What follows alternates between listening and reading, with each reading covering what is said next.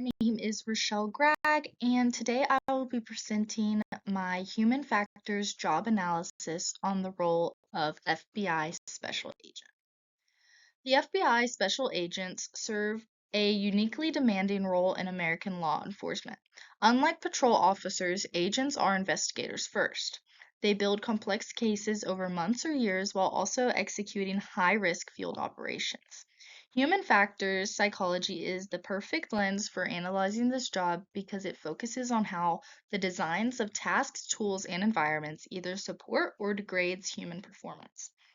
When an agent misremembers a detail on the stand, misidentifies a threat in the dark building, or makes a documentation error that throws out all the evidence, these aren't personal failures, they are system failures that human factors could have helped prevent. The FBI operates under the U.S. Department of Justice. Agents work across offices, crime scenes, courtrooms, surveillance vehicles, and covert environments. Work weeks routinely exceed 50 hours, and agents are subject to on call emergency responses anytime. This is the context in which all human factor risks must be understood. Throughout my documentation, analysis, and research, I identified 6 core tasks that FBI special agents perform on a recurring basis. Task 1 is criminal investigation and case management. This is primarily an office-based task, but carries significant physical and cognitive risks. On the physical side, prolonged computer use without proper workstation ergonomics leads to musculoskeletal disorders, particularly neck strain, carpal tunnel syndrome, and lumbar pain. The cognitive risks are substantial as well. Agents frequently manage 10 to 15 active case files simultaneously. George Miller's foundational 1956 research established that working memory can hold approximately 7 plus or minus 2 chunks of information at once. Managing that many case files simultaneously exceed this threshold, increasing the probability of omission errors. Organizationally, the FBI's supervisory approval structure, while necessary for accountability, creates task interruption cycles.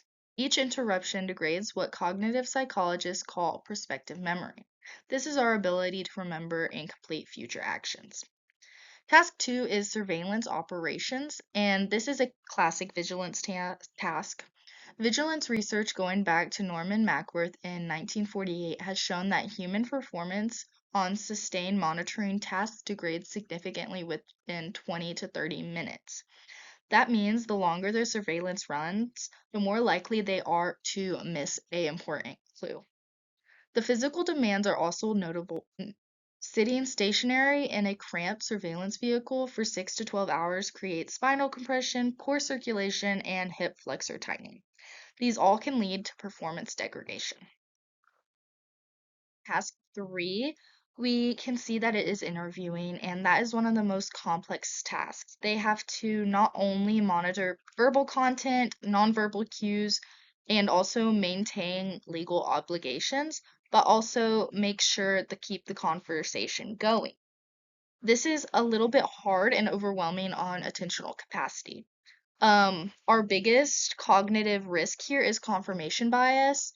Research by Kazin and colleagues in 2003 found that investigators who enter an interview believing the suspect is guilty is selectively interpreting ambiguous responses as confirmatory. This means that if somebody goes in believing that they're guilty, they are going to take their responses as almost a confirmatory response. The room also matters a lot. Whenever the environment is a negative environment, it makes it really, really hard to notice these things. That includes harsh fluorescent lighting, poor ventilation, and uncomfortable seating. And that can degrade the quality of information that an agent can gather. Task 4 is arrest and use of force operations. This is where the stakes are the highest. Under acute threat conditions, our sympathetic nervous system stress response narrows perceptual focus. This reduces our working memory and triggers automatic behavioral responses instead of deliberate ones. So after a certain amount of time, we kind of can't keep up with all the things that are going on, which makes it really difficult to make sure that we're doing what we are supposed to. Physical ergonomics matter here too because the tactical gear weighs between 15 to 25 pounds, and whenever going through these difficult stages, it is hard for the agents to make sure that they are doing what they are supposed to.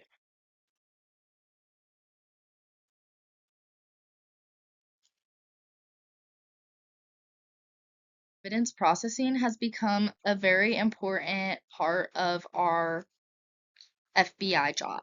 So, the physical ergonomic risks here are going to be computer vision syndrome. This is a cluster of symptoms including eye strain, blur visions, headaches, and neck pain from extended screen work.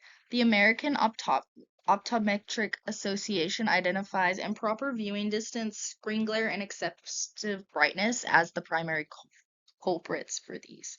On the cognitive side, we have the threat of change blindness and inattentional blindness, which is whenever we look at something for too long, sometimes we miss and not notice some of the smaller things.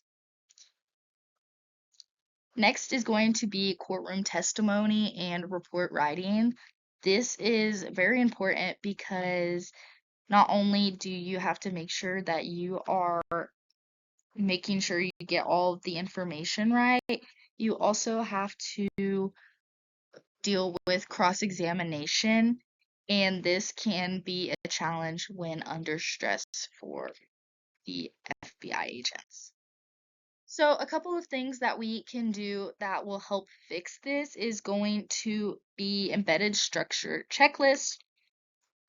This helps us reduce the omission errors significantly when you can actually see the different checklists. We also have mandated de-bias training. This will help with the interviewing and making sure that we don't accidentally have confirmation bias. Recommendation 3 is going to be implementing 90-minute surveillance team rotations.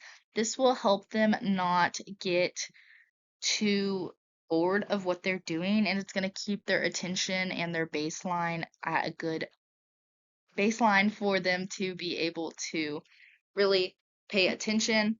And then recommendation 4 is to conduct mandatory ergonomic workstation audits for all office-based agents. This means adjustable desks, arms calibrated to eye level, and making sure that all the proper guidelines are happening. Recommendation 5 is going to be the 20-20-20 rule. This is every 20 minutes, look at an object 20 feet away for 20 seconds. This is going to help provide anti-glare screens with warm tone monitors too. For recommendation 6, we can redesign the FBI interview rooms using some human factor principles, reducing the harsh fluorescent lightings, and adding proper ventilation, and potentially adding padded seating could really help with the cognitive performances and improve the quality of information gathered from both suspects and witnesses. Recommendation 6 is redesigning evidence logging and software with the usability as a priority.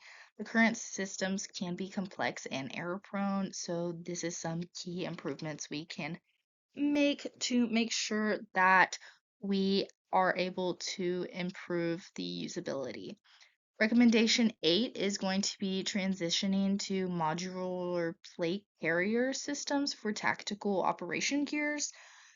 Um, this is essentially when redistributing loads from rear heavy to a balanced front back configuration reduces spinal compression and improves agent mobility up to 18%.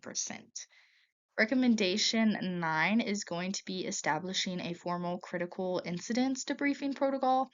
After any high stress operation, use of force, high risk risks, a structure after interview should occur within 24 to 48 hours. This is the window when memory consolidation is going to be the most accurate.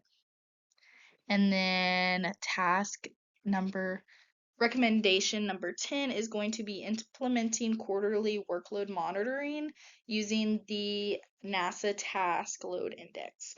We have used this in my class, and it does seem to be a pretty valuable tool, a self-reporting agent that agents can score um, all of how they feel and make sure that they don't burn out or their performance don't degrade. Anyways, that is going to be it. We have a couple pages of resources here. Thank you for listening to this presentation, and I hope you learned something from it.